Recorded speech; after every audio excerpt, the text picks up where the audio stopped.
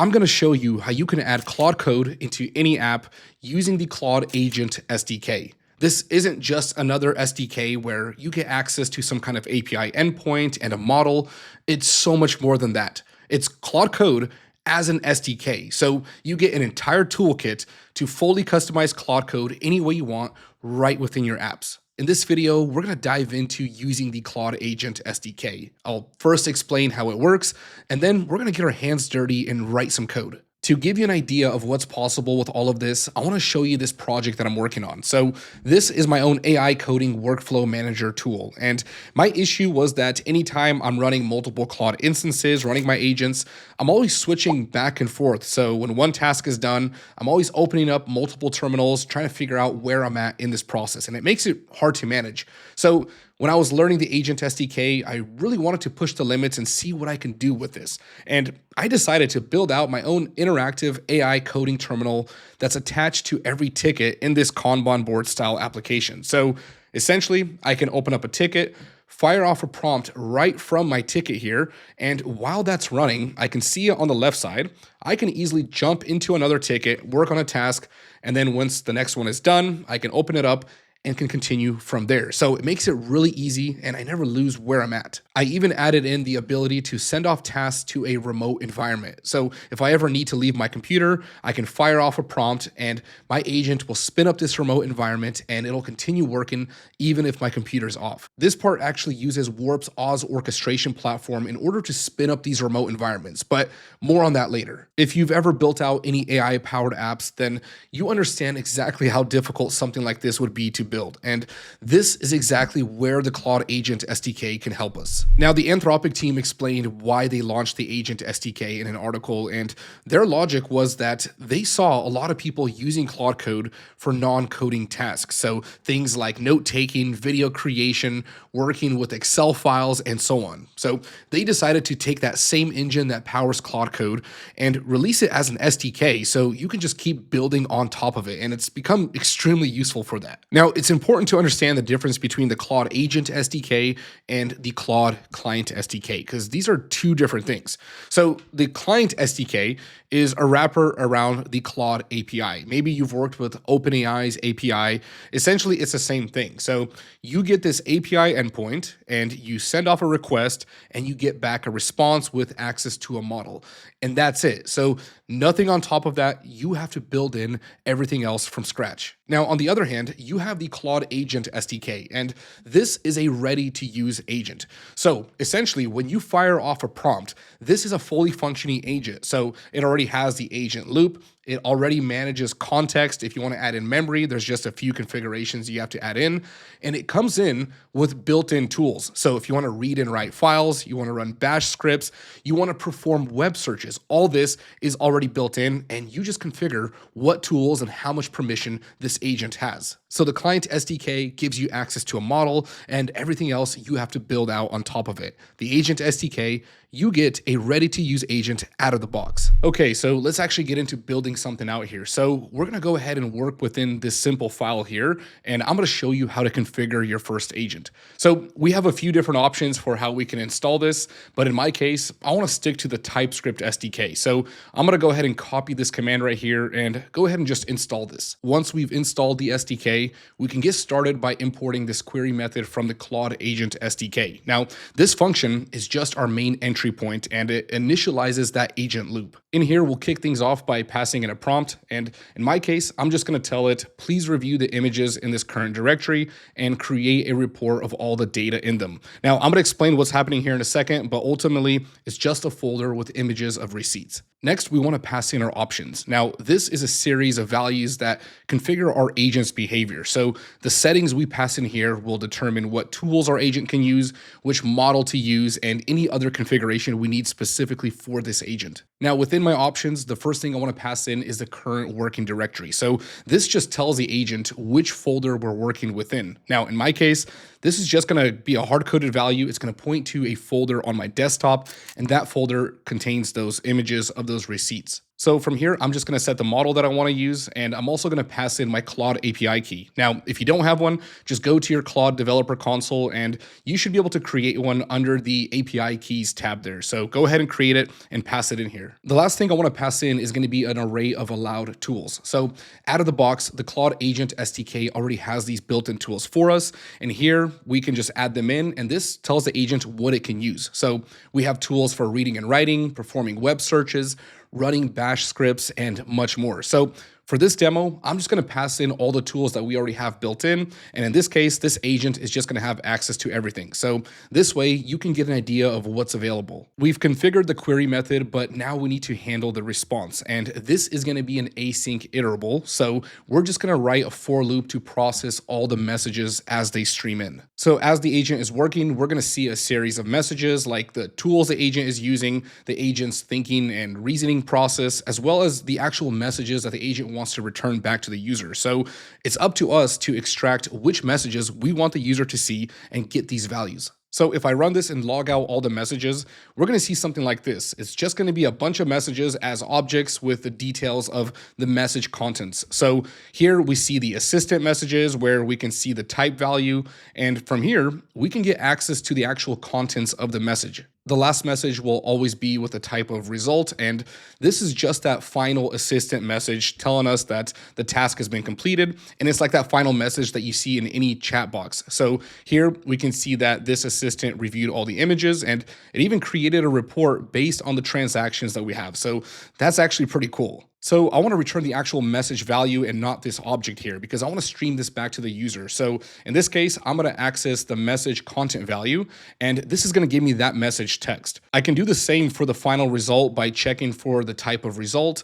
And now when I run this, I can actually see the message contents being returned. And this is much cleaner. And these are the values that I'm going to stream back into that user's chat interface. All right, so I've showed you how to connect a basic agent, and now I want to show you how powerful this actually is. So I took this code and I connected it to my own chat interface. So I built out the UI, added in the streaming, and I want to run a task here to show you what this agent can do. So here I have a couple of images in my desktop, and these are just pictures of receipts. I just Googled up some images of receipts, and as you can see, they're not the highest quality, but there is information on these receipts.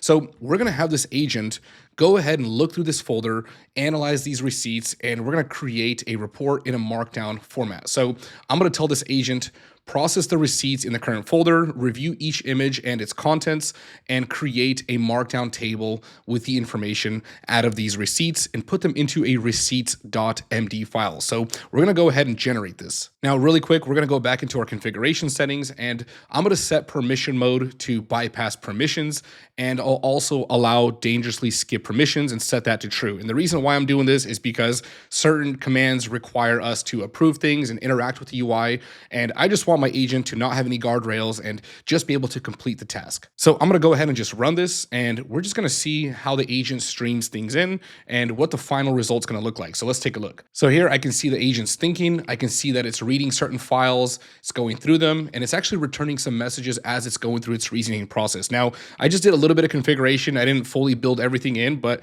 this should give you an idea. So if we want to open these up, we can see the exact inputs that it ran, and these are those message streams that the agent has for us. Okay, so it looks like we have a final success message. We can see the write command, and it looks like it put it into the receipts.md folder.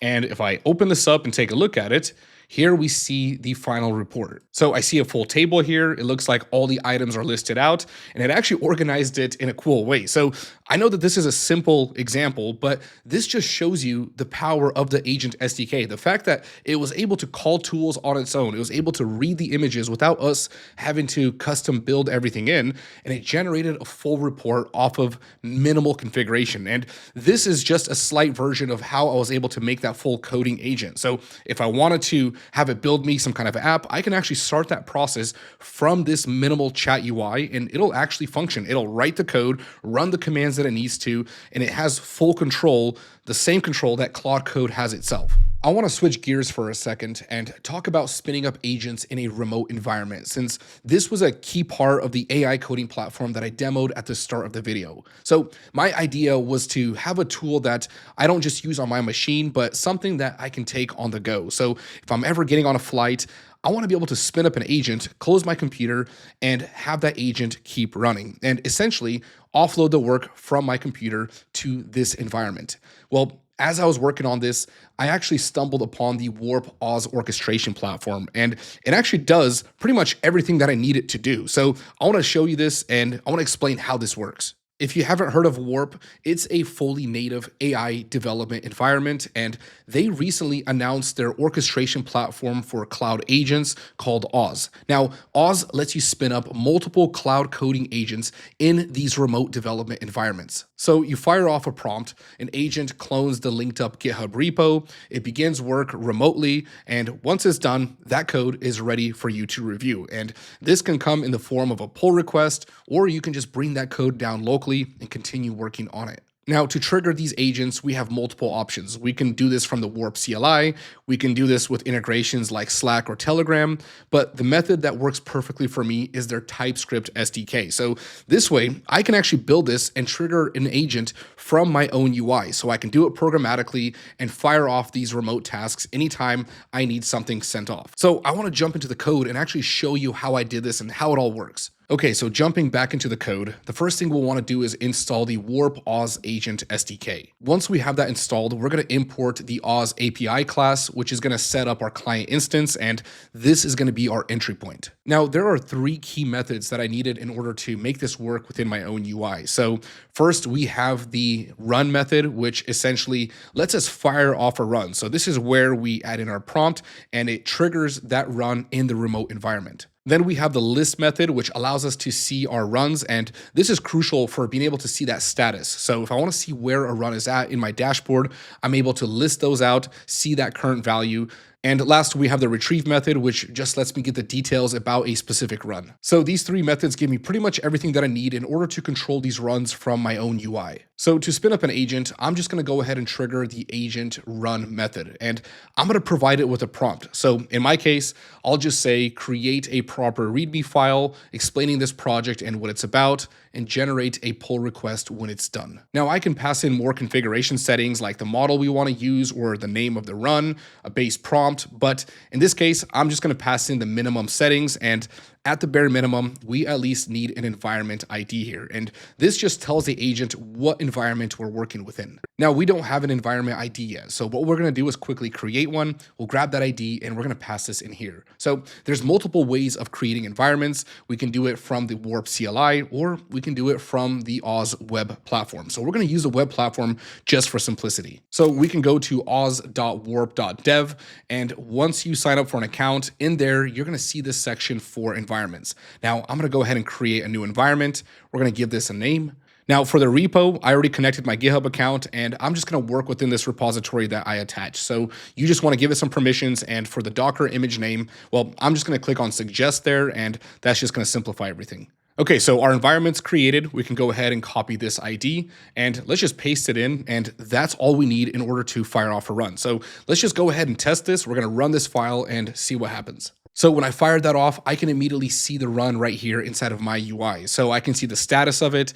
If I want to intervene, I can go ahead and open up the run, click on the session, and open this in my Warp terminal. And I can keep adding prompts if I need to work within it, and this lets me interact with it. Now, when the run is done, we're going to see this pull request here. So if I open up this repo, here we see the pull request, and that run was completed. So it's pretty cool. Now it's ready for me to review, and I can either work on this locally, accept the PR, and that work was done all in a remote environment through my agent. All right, so that's it for this mini crash course on the Claude Agent SDK and the Warp Oz orchestration platform. Now, I know I only showed you two edge cases here, but I hope this gives you ideas of what's possible and what you can build with it, because it is incredibly powerful, and I'm excited to see what y'all come up with. If you have any ideas, share them down in the comments here. I would love to take a look at those. Oh, and there are 1,000 free Warp credits available down in the video description, so be sure to check that out if you want to try Warp. So with that being said, that's it for the video. I'll see you all in the next one.